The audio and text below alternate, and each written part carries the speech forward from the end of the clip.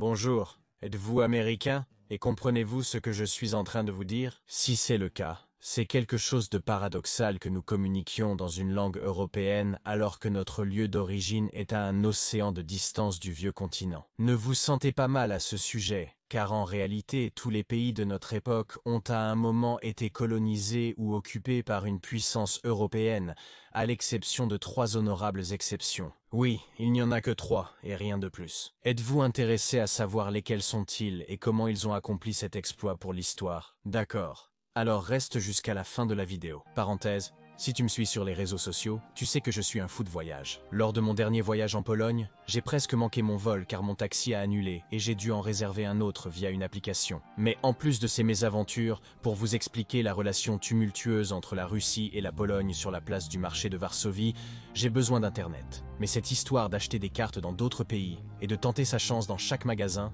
ne me convient pas vraiment. C'est pourquoi je préfère utiliser une eSIM et la meilleure option est Holafly. Avec l'eSIM, oubliez les cartes physiques, car vous les téléchargez directement à partir d'un logiciel parfait pour votre prochain voyage à l'étranger. Holafly est disponible sur iOS et Android et offre tous ces avantages qui vous étonneront. Il est disponible dans 170 destinations à travers le monde. Vous avez l'option de données illimitées dans plus de 120 destinations, avec des appels dans les pays européens. Support 24 heures sur 24 et dans plus de 11 langues. Et vous aurez un remboursement au cas où votre téléphone ne serait pas compatible avec la carte eSIM. Et comme vous êtes un adepte de la carte de Sébas, vous aimez l'histoire, donc voyagez.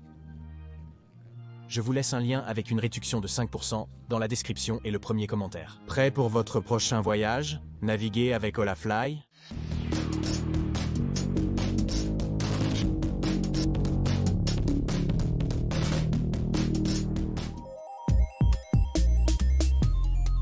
La Thaïlande est aujourd'hui l'un des pays les plus prospères et développés de l'Asie du Sud-Est. Avant de devenir une puissance régionale pendant plusieurs siècles, il a été conquis et colonisé par l'Empire Khmer, c'est-à-dire par les Cambodgiens.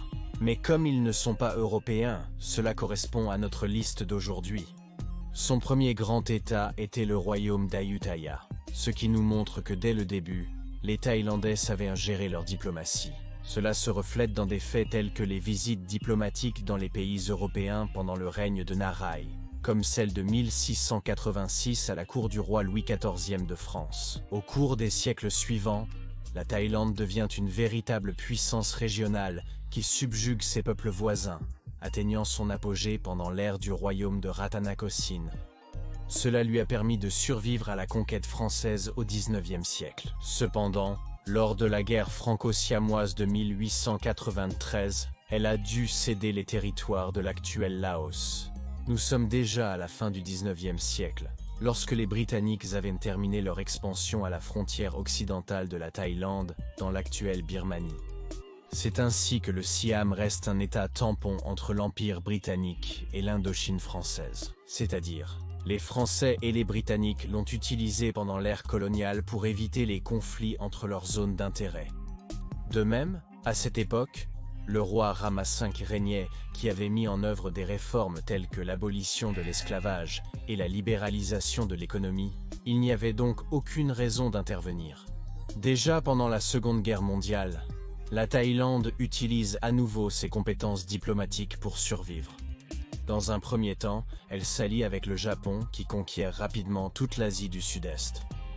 Peu avant la fin de la guerre, lorsque la défaite japonaise était imminente, la Thaïlande se détache de son allié, de telle manière qu'elle n'a pas le même destin d'être dévastée puis occupée. En conclusion, l'indépendance de la Thaïlande a pu être maintenue grâce à une combinaison de ses compétences diplomatiques, de son statut de puissance régionale pendant la colonisation européenne et de l'adaptabilité politique de ses dirigeants. Le pays suivant qui n'a jamais été colonisé par une puissance européenne est l'Arabie Saoudite, qui, à vrai dire, est un État relativement nouveau. Il se trouve que la majeure partie du territoire saoudien est un grand désert où aucun État organisé ne s'est formé pendant de nombreux siècles, car cela ne semble pas être un endroit très attrayant pour s'installer, n'est-ce pas? Le premier État qui a donné naissance à l'Arabie Saoudite était l'émirat de Diriyah, qui est apparu au milieu du XVIIIe siècle.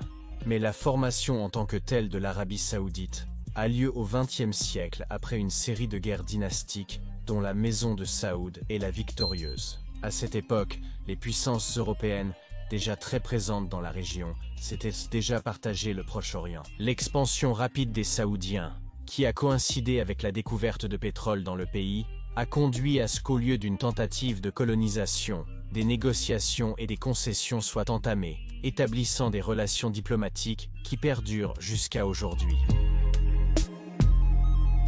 Le troisième pays jamais colonisé par une puissance européenne se trouve dans l'Himalaya, la chaîne de montagnes la plus haute du monde. Le Bhoutan s'est formé après l'unification de divers peuples Dzonga qui suivaient le bouddhisme tibétain sous le leader Shatru Ngawang Namgyal. En raison de sa situation géographique, il n'y avait presque pas de pays avec lesquels il est entré en conflit. Parce que qui voudrait vivre dans un climat aussi hostile, n'est-ce pas?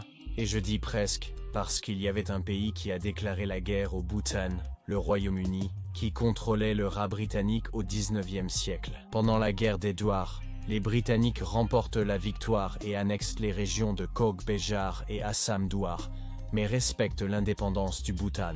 La bonne chose pour eux, c'est qu'en les repoussant encore plus loin dans l'Himalaya, aucun pays n'a maintenant montré d'intérêt à les envahir. Et la bonne chose pour toi, si tu t'abonnes et actives la cloche, c'est que tu ne manqueras aucune des 5 vidéos que nous sortons chaque semaine. Maintenant que nous avons vu les 3 pays qui n'ont jamais été colonisés par aucune puissance européenne, il est temps de faire des mentions spéciales sur certains États que vous attendiez sûrement dans cette liste, mais qui n'y sont pas. Parce qu'ils ont été occupés au moins pendant une courte période. En commençant par le Japon, un grand empire qui tombe après la Seconde Guerre mondiale après avoir subi l'impact de 2 bombes atomiques.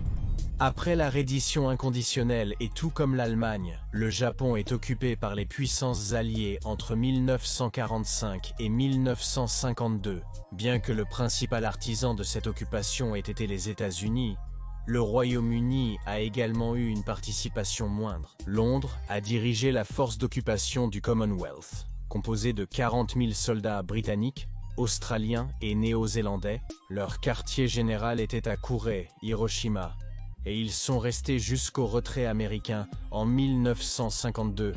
L'Iran est un pays avec de nombreux empires dans sa mémoire historique, et le régime de l'ayatollah est assez fier de cela. Donc je doute qu'ils se souviennent avec affection de l'époque de l'occupation anglo-soviétique de l'Iran, entre 1941 et 1945.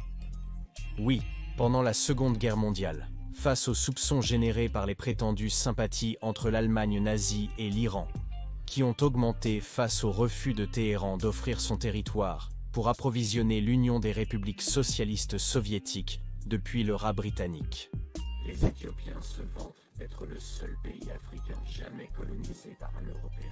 Alors s'il vous plaît, ne leur dites pas que je vous ai dit que ce n'était pas tout à fait vrai. Après la défaite lors de la Seconde Guerre italo-éthiopienne, le pays est annexé et intégré à l'Afrique orientale italienne avec l'Érythrée et une partie de la Somalie.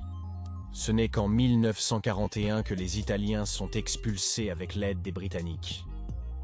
Le Népal aurait pu avoir un destin similaire à celui du Bhoutan, car il partage de nombreuses similitudes historiques. Il a pu former son propre État au milieu de l'Himalaya avec peu de harcèlement, sauf pour changer, du Royaume-Uni. Après la défaite lors de la guerre anglo-népalaise, les Népalais signent le traité de Sugoli, par lequel ils permettent la présence d'un résident britannique dans le pays, c'est-à-dire un politicien qui a influencé leur politique interne. Donc beaucoup considèrent cela comme un contrôle indirect qui s'est étendu jusqu'en 1923. La Turquie était jusqu'à la Première Guerre mondiale, l'Empire ottoman, qui concourait indirectement avec les puissances européennes. Après leur défaite, les sultans signent le traité de Sèvres par lequel ils cèdent une grande partie de leur territoire, sur lequel les Français et les Italiens prennent certaines parties. Après la guerre d'indépendance turque, ils expulsent les envahisseurs, et par le traité de Lausanne, ils forgent les frontières modernes de la Turquie. Finalement, nous avons l'Afghanistan, qui est devenu le seul pays d'Asie centrale à ne pas être colonisé ni par la Russie ni par le Royaume-Uni, car il est si resté un État tampon que les deux devaient le respecter pour éviter les conflits. Cependant, le second ne respecta pas cela. et après la Seconde Guerre anglo-afghane, il transforma le pays en un protectorat jusqu'en 1919. De même, pendant la guerre afghano-soviétique, l'Union des républiques socialistes soviétiques occupe certaines zones du pays et instaure même la République démocratique d'Afghanistan, dont vous pouvez tout déduire à partir du nom. Enfin, voici les pays qui n'ont jamais été occupés ni colonisés par une puissance européenne, et ceux qui l'ont été, mais pour une période très limitée. Comme vous pouvez le voir, pour diverses raisons liées à de bonnes manœuvres diplomatiques et à des questions géographiques, il ne fait aucun doute que cette science façonne énormément le destin des nations. Connaissez-vous un autre pays qui pourrait figurer sur la liste d'aujourd'hui? N'oubliez pas de laisser votre commentaire et de vous abonner à la chaîne. De même, je vous laisse dans la description mes réseaux sociaux, et au cas où vous voudriez voir les nouvelles vidéos en avant-première et avoir une interaction plus grande avec moi, vos dons sur Patreon ou namanito.net, ou les membres de la chaîne, sont les bienvenus. À la prochaine!